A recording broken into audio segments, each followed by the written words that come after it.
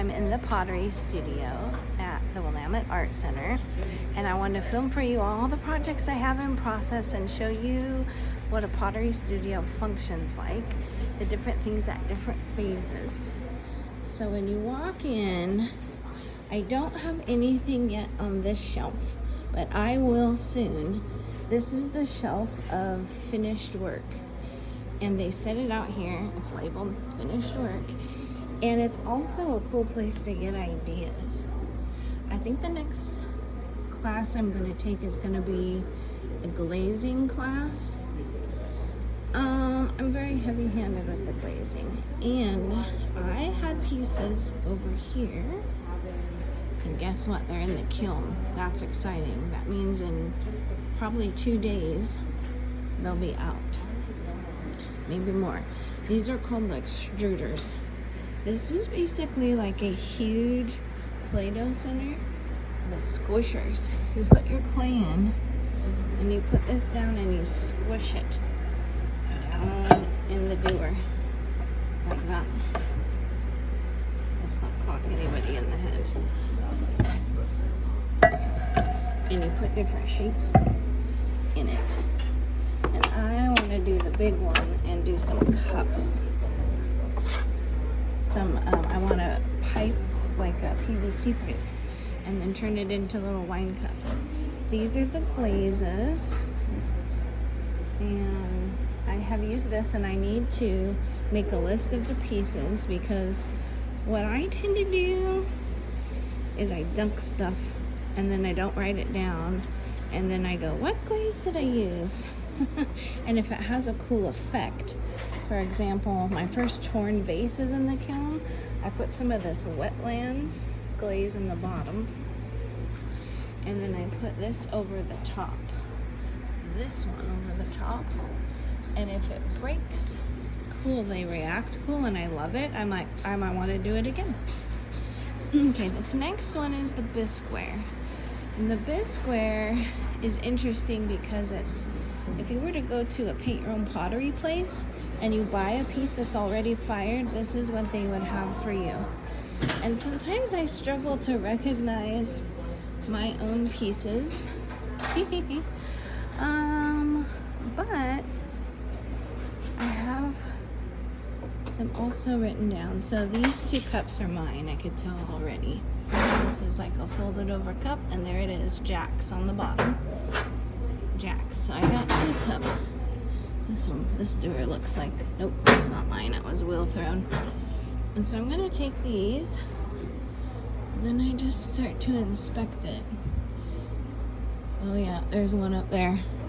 I can tell, it's hiding. Back in here, this little doer is mine. I can tell. Yep, Jack's. And you can see people carve them and do all kinds of things. They're really, really dry, really porous, so they don't want you to touch other people's pieces because the oil on your hands ruins them. So here's my 3 little cuppies. And I love organic shapes, so I'm a little different. And then I actually don't prefer the wheel. I prefer the hand building. I had some little funny pieces for necklaces. I don't see those in here. Oh, look. These are mine. It's so fun. Oh, I need to... hang on. Okay, so this is a table for the glazing. Once I learn that, then I can do other forms. Hi, I'm great. How are you? I'm well done. And it's so fun to see all your pottery friends. These are my first torn bowls. Look at these doers up here. Okay, let's go inspect them.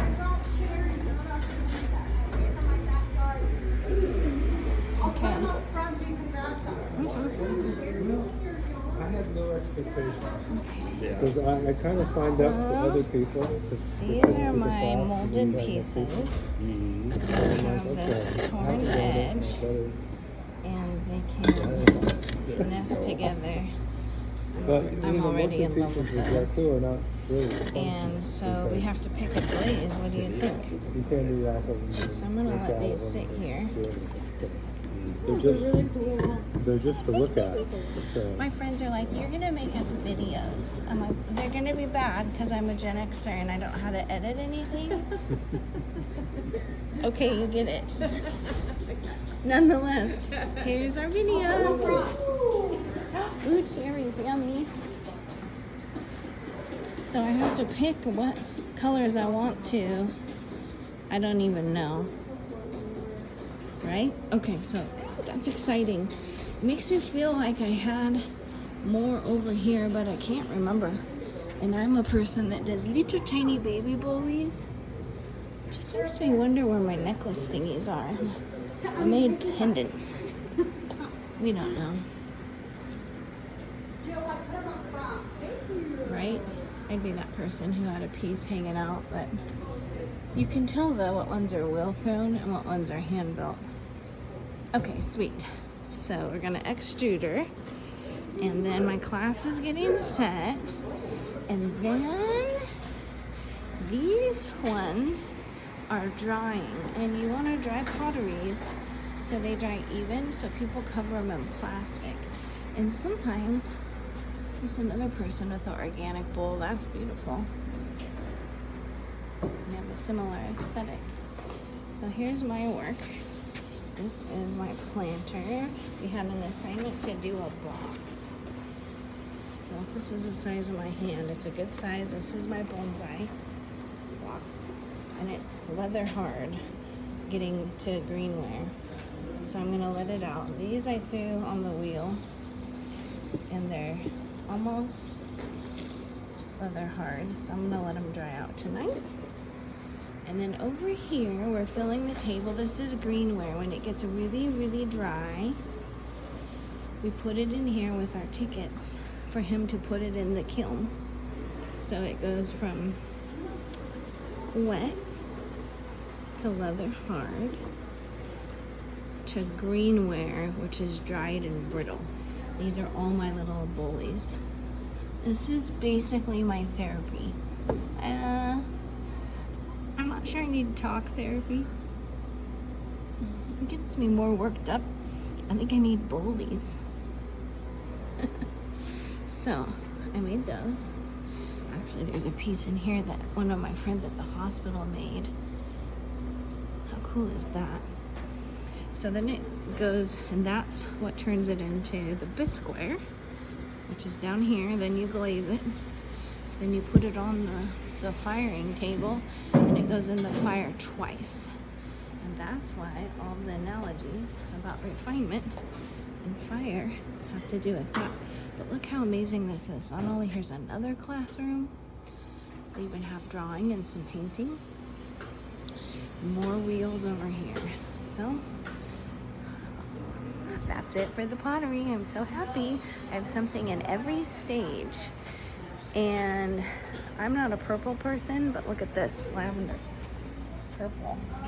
That reminds me of my friend Annie. How gorgeous is that?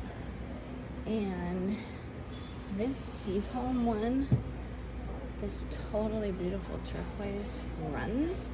And so it'd be good to pool in a bowl. And I've done a bunch of Jeff's Long Beach. That's a pretty color, but I want to try some colors I haven't tried before.